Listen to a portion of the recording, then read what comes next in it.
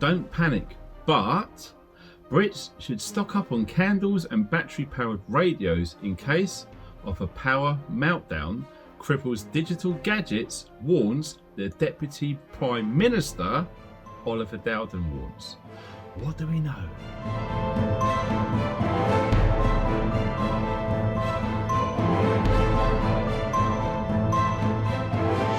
Welcome, friends. Yes, this was a report which came out in the press very recently, and I feel we need to talk about it because there's other things which we need to realise, which we're going to go deeper towards the end of the video. Please stay tuned for that because it's not being talked about. So, what have we got? The old radios, remember these? Absolutely fine. You can turn them on and you can listen to radio broadcast as and when. Always store the batteries the wrong way round to prevent your devices from failing. Also, candles. Always have candles. It just makes sense. It's stuff we used to do a long time ago. And also the radio, which uses a hand crank on the side. And if you wanted to, there's solar panel on there as well. Really cool. These have been around for a long time. They're fantastic bits of kit, and I believe all preppers should have at least something like that. So let's get into what this article has been talking about, because alarm bells are ringing right now and we need to pay attention. Okay, Oliver Dowden is urging people to prepare for being thrown back to an analog era if internet and power systems collapse. Yes, our Deputy Prime Minister is saying that right now. Details will be set out in an official government resilience, we've heard that word before many times, resilience website, launching in a few months' time. Yes. Other countries have done this. The UK is a bit behind, but now we're stepping onto the stage with lots of other countries around the world. I know Australia and New Zealand and Canada, etc., already have this in place for the citizens of those countries. Okay, so this website is going to be launching in a few months' time, which will offer advice on how to prepare for pandemics, cyber attacks. We spoke about the WEF and cyber attacks planned in the near future. They're sort of following a script here, absolutely. And natural disasters. Already we've had earthquakes down in Cornwall, we've had severe flooding. It happens, and those who are not prepared will always fall by the wayside. My advice is always have a grab bag to go if you are in those zones which are prone to flooding, earthquakes and anything else, which we do get from time to time here in the UK. But not only that, what about the smartphone alerts? Who remembers the smartphone alerts which come out this year? I know lots of us didn't sign up for them, turned our phones off and all of that sort of things. So yes, is that going to be linked to this? Possibly. It's going to be a QR code, it's going to be an app, it's going to be an emergency alert, whatever it is. All of these things are going to be linked towards a preparedness style website which the government is launching in literally a few months' time. You guys are getting a heads up. There will be links under the video about everything that I'm talking about, okay?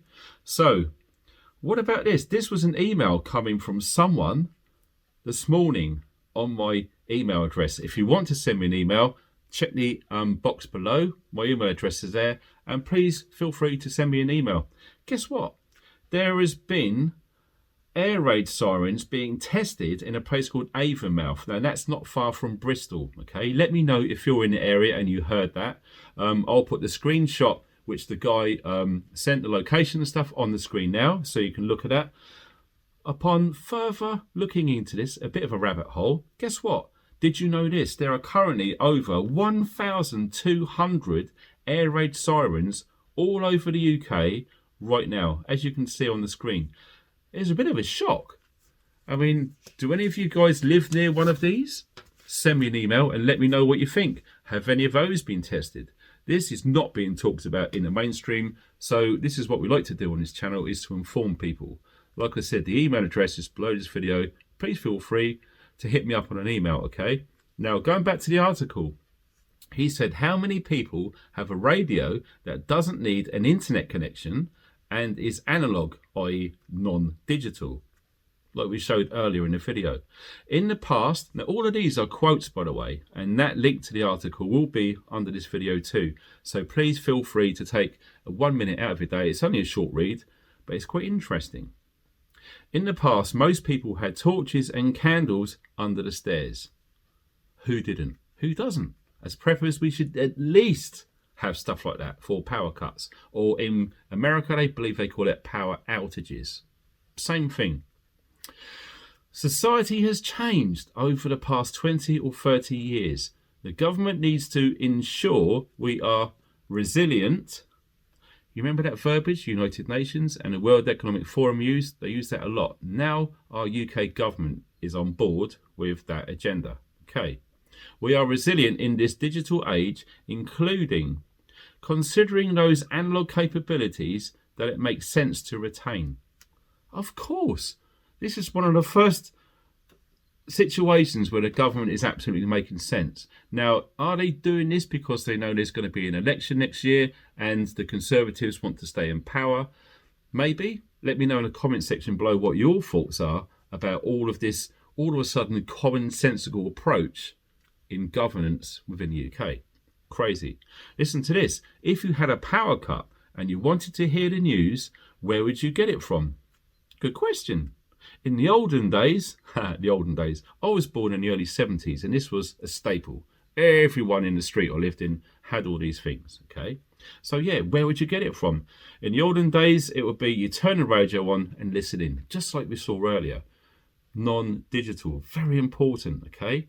I'm an analog guy in the digital world, and I always like the thought of having analog stuff. Maps, compasses, radios that just require batteries that are non-digital, etc., etc. Okay, it could be tomorrow that one of these things hits. Now, if that's not fear porn, I don't know what is. The new website would allow members of the public to register as volunteers to help out in a regional or national crisis. Now, straight away, I thought Civil Defence Corps. Who remembers the Civil Defence Corps? If you don't know what I'm talking about, do a quick online search, educate yourself. Yes, it was real. Whoops. And yes, this looks like history is repeating itself once again. Mr. Dowden also warns that AI, artificial intelligence, poses a chronic risk. That's the complete opposite of what Richie Sunak done when he set up the first global artificial intelligence conference at Bletchley Park, which we covered in previous videos. Please feel free to go through and watch that one if you haven't done so. If I remember, there'll be a link to that below, just to bring yourself up to speed about AI in the UK. Now, he says it poses a chronic risk and will increase the risks of cyber attacks, just like the World Economic Forum has been saying for the last 2 years now, and the real risk of chemical weapons. Chemical weapons. This is mentioned a few times in his articles. Now, usually when these articles come out, these are the sort of things that we need to pay attention to. Okay, we continue. The proverbial teenage kid in their bedroom with the application of artificial intelligence is going to be a much better hacker than they were previously. End quote. The ability of the lone wolf individual to have greater capabilities to develop biological threats increases with AI, artificial intelligence. Likewise with chemical risks. You're going to hear a pattern here, chemical risks. Now, it all makes sense when you listen to this. The Deputy Prime Minister made his remarks during a visit to Porton Down. Lots of us know what Porton Down is about, and it's past, very secretive, and it has some seriously bad biological agents at that facility. Okay, most of us are aware of that. If you don't, have a look at Porton Down here in the UK and you'll see history about it. It's quite fascinating and unnerving at the same time. Where the Defence Science and Technology Lab works to protect Britain from chemical, biological and radiological threats. Absolutely. Now, what do we know about government contingencies and threats within the prepping mindset. Now, this is based on a bit of research that I've done personally. Like I say, this is my main job and this is what I do. I spend my time researching information. If you want to help the channel, you can donate if you want to. Their links are below as well. Now, listen to this. Government's new AI hit squad. Who's heard of the AI hit squad? There's going to be links below all of this stuff under the video, so please check it out if you've got the time, okay? This is going to replace thousands of civil service jobs. This will set up soon in Whitehall, so all eyes are on Whitehall with this development. It will be run by a task force of 30 high-end technical people that are experts, they love that term, experts, in quote as well, in artificial intelligence, with an annual £5 million budget. So do the maths, 30 people, £5 million budget. Guess what? £167,000 salary per person on average. Obviously, some are going to be higher, some are going to be lower, with probably management or team leader tiers structured into that payment salary. Okay, the main focus is tracking benefit fraud. Now, I know some of you know this, but I'm guessing not many people know this. Already there is talk of the government, the DWP, that's the Department of Work and Pensions, and other companies, okay, bear that in mind.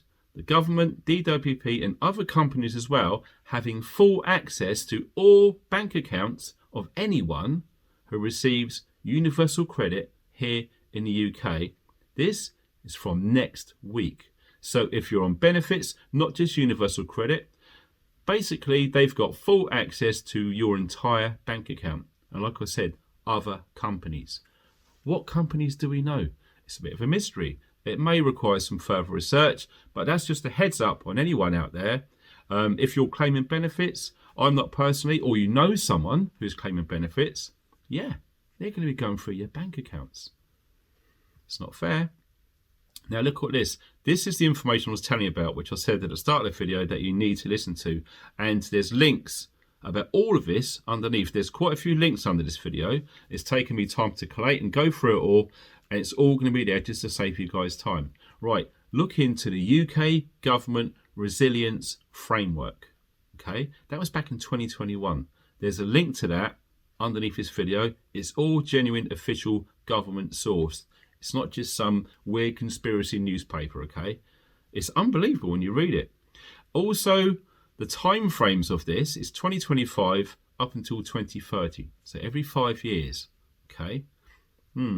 Some of us are thinking something really, really weird is going to be happening in 2025. That year is going to be pivotal. Don't forget, that's the year that the UK plan to roll out publicly for the first time central bank digital currency. Yes, it's absolutely true. It's not BS, okay? All of this stuff is linked. An integrated review. Check that as well. There is a link below that. Now, also, there is a video. It's not long. It's about 15, 17 minutes, something like that. And it's quite interesting.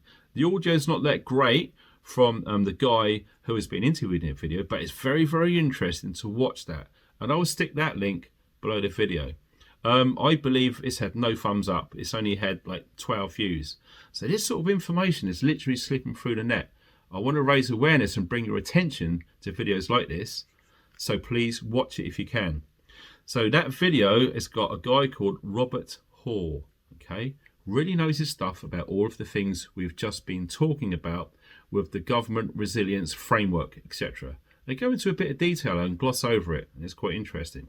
So, like I said, if you want to email me about anything we've talked about, you can. The email address is right under this video. Please consider signing up to the newsletter. It's all free. You just want a name and an email address. It doesn't even have to be your real name. And we're trying to get emails out every single week, updating people, stuff which I just can't talk about on YouTube. Most of us know for a while that I am being shadow banned talking about this. The views are down. So it really, really helps if you can share this video on groups. It's really, really important, and that's done. So what are we talking about? Facebook, WhatsApp, Telegram, all of those sorts of things. Share that on there. It really helps. Also consider giving it a thumbs up if you like this video. Subscribe and get notified for more videos like this. Don't forget, all of the links that you're going to need are right underneath this video. Tap more or click on show more and all of it will be there. Don't forget, you guys take care. Thanks for watching. Stay funky.